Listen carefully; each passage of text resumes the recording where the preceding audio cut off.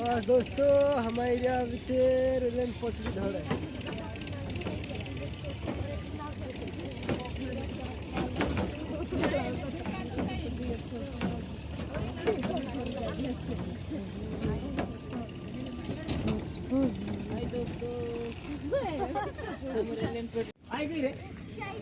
rickshaw ही रे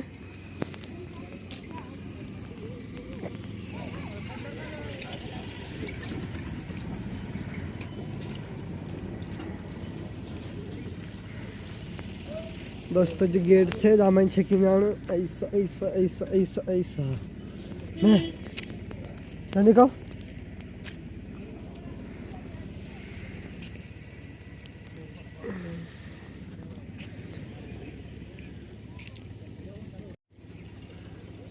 जिसे दोस्तों बहुत खतरनाक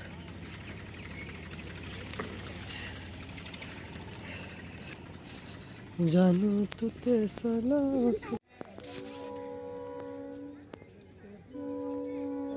मेरे लाइन में बज रही आवन बज रही यार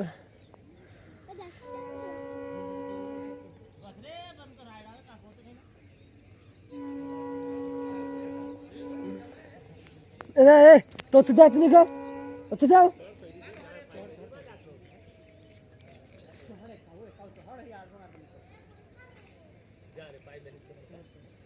नहीं नहीं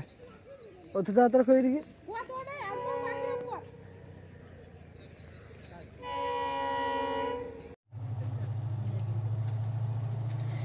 बस दोस्तों जी आने वाले रेल